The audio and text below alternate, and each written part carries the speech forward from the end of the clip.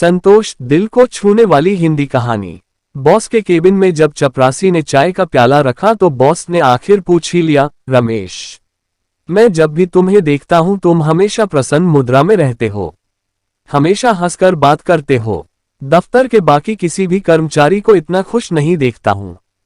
रमेश ने कहा, सर, जब मैं गांव से यहां नौकरी करने शहर आया तो पिताजी ने कहा कि बेटा, भगवान जिस हाल में रखे उसमें खुश रहना, तुम्हें तुम्हारे कर्म अनुरूप ही मिलता रहेगा, उस पर भरोसा रखना।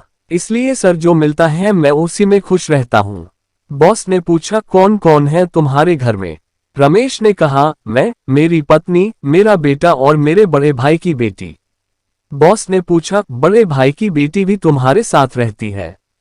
रमेश ने कहा, सर, बड़े भाई गांव में रहते हैं, कमाए इतनी नहीं कि अपनी बेटी को अच्छी शिक्षा दे सके, अतः मैं उसे अपने साथ ले आया, उसे पढ़ाता हूँ। गांव में रहेगी तो लोगों के घर झाड़ू पोछा करेगी।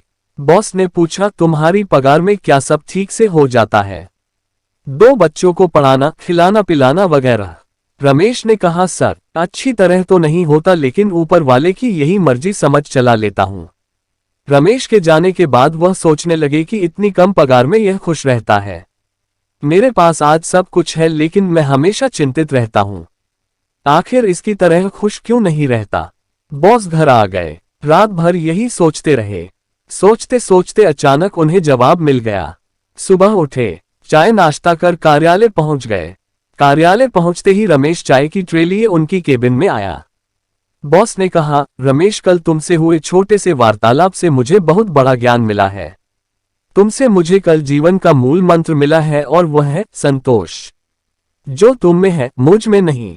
मेरे अंदर के लोभ ने मेरी प्रसन्नता छीन ली है। संतोष धन ही सबसे बड़ा धन है।